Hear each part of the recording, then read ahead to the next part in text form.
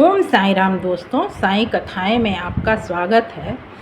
आज की कथा जितनी ही विचित्र है उतनी ही शिक्षाप्रद, इसलिए इस कथा को पूरा अवश्य सुने, तभी आप समझ पाएंगे कि इस कथा से हमें क्या शिक्षा मिलती है, बाबा ने क्या संदेश देने का प्रयास किया है।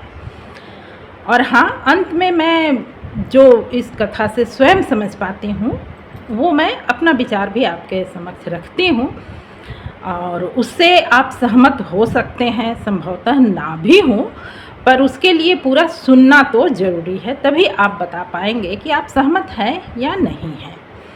तो चलिए आज की कथा आरंभ करते हैं। ये कहानी भी, आज की जो कथा है ये भी शिरडी गांव के ही है और बाबा के एक भक्त थे जिनका नाम था काशीनाथ गोविंद, उपनाम उपासनी महाराज। पर ये शिरडी के रहने वाले नहीं थे। बाबा के प्रेमवश, बाबा में श्रद्धा के कारण इन्होंने 1911 से 1914 तक, यानी कि 4 वर्ष शिरडी में बाबा के सानिध्य में गुजारा। तो इनका एक, जब ये शिरडी में रह रहे थे तो इनका एक मतलब नियम था, इन्होंने एक ऐसा नियम बना रखा था कि ये भोजन अपना स्वयं के हाथों से तैयार करते थे और अपना भोजन तैयार करने के बाद जो कुछ भी इनसे बन पड़ता था, जो भी ये अपने लिए तैयार करते थे, उस भोजन को पहले द्वारका माई ले जाकर बाबा को भोग लगाते। बाबा के भोग लगा लेने के बाद ही ये अपने निवास स्थान पर, जहाँ भी ये रह रहे थे, वहाँ आ कर के अपना भोजन ग्रहण किया करते थे। ये इनका नित्य का नियम था। ठीक है, कुछ समय गुजरा। कुछ समय के बाद एक दिन हुआ ये कि ये अपना भोजन तैयार कर रहे थे। उसी समय एक काला कुत्ता इनके आसपास, मतलब ये जहाँ भोजन तैयार कर रहे थे आसपास घूमने लगा।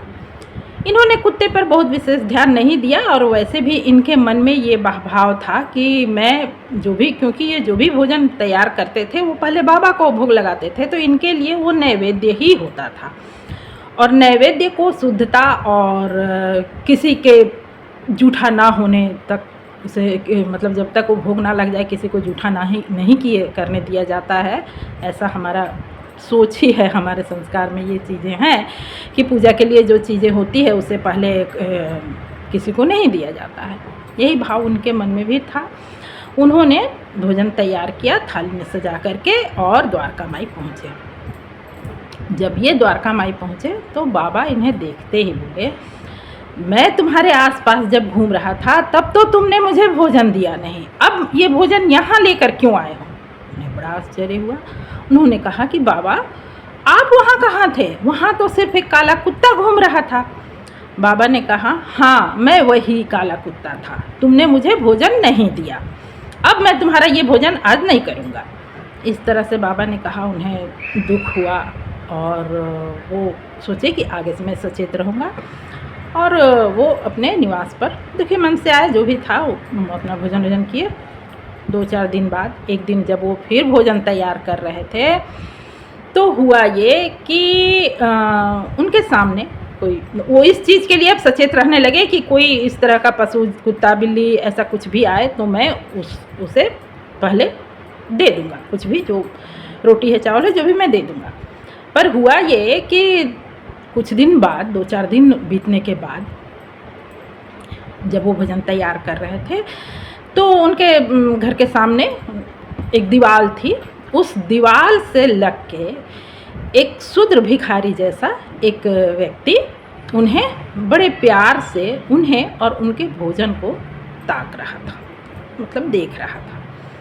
इन्होंने देखा तो इनके मन में, उपासनी महाराज के मन में थोड़ी सी जात पात की को लेकर के काफ़ी कट्टरता थी। इनके मन में ये जात पात को बहुत ज़्यादा मानते थे। तो इन्होंने देखा कि वो शूद्र है और मैं बाबा के लिए भोजन तैयार कर रहा हूँ, तो इन्होंने उसे डांट कर भगा दिया वहाँ से। ठीक है, वह चला गया। उसके बाद उस दिन जब वो भोजन लेकर के बाबा के पास पहुँचे तो बाबा ने कहा, तुमने उस दिन भी मुझे भोजन नहीं दिया और आज तो तुमने मुझे डांट कर भगा दिया है और अब तुम फिर वही भोजन लेकर के मुझे आए हो भोजन कराने के लिए। मैं नहीं करूँगा तुम्हारा ये भोजन। उन्होंने कहा, बाबा मेरे आसपास तो कोई कुत्ता बिल्ली भी नहीं था, मैंने किसे भगाया? तो बाबा ने कहा, तुमने किसी को नहीं भगाया है? तो उन्होंने कहा कि हाँ बाबा, एक शूद्र तो खड़ा था वहाँ।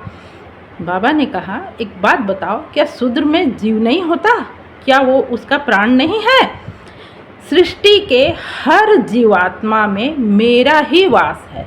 उस शूद्र के अंदर भी मैं ही वास कर रहा था, मैं ही वास कर रहा हूँ, लेकिन तुमने उसे भोजन नहीं दिया। तो जब तुम्हारे मन में ये भाव ही नहीं है तो फिर तुम्हारा भोजन मैं कैसे ग्रहण कर सकता हूँ?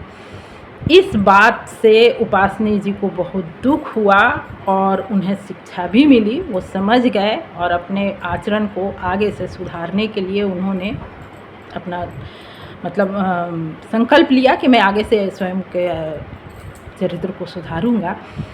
तो ये रहा आज की कहानी। लेकिन इस कहानी में बाबा ने सिर्फ उपासनी महाराज को ही नहीं, अपने हर भक्त को उन्होंने ये शिक्षा देने का प्रयास किया है कि यदि आप साईं से प्रेम करते हैं तो उनसे पहले साईं के बनाए हुए हर जीव से जो इस सृष्टि में है उनसे सबसे प्रेम कीजिए और उनसे प्रेम करना ही साईं से प्रेम करने के जैसा हो जाता है।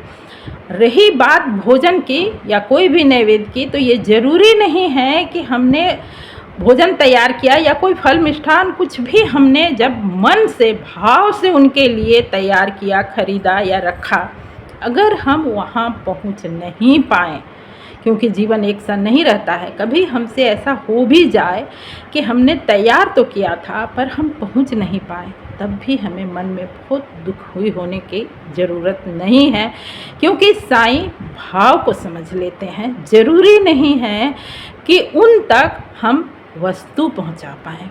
तो बाबा ने इस एक उदाहरण के साथ ये दो तरह की शिक्षा देने का प्रयास किया है, ऐसा मैं सोचती हूँ। आप क्या सोचते हैं कमेंट करके अवश्य बताएं और असहमत हो तो भी बताएं। आपके कमेंट का मुझे बहुत बेसब्री से इंतज़ार रहता है। और आज के लिए इतना ही। आपने पूरा वीडियो सुना है, इसके लिए आपका हार्दिक हार्दिक धन्यवाद। मिलती हूँ फिर से किसी ऐसी ही अच्छी सच्ची और जानकारीपूर्ण वीडियो के साथ, इसलिए आप इस चैनल को ज़रूर सब्सक्राइब करें। मिलती हूँ फिर से किसी वीडियो में, तब तक के लिए ओम साई राम, नमस्कार।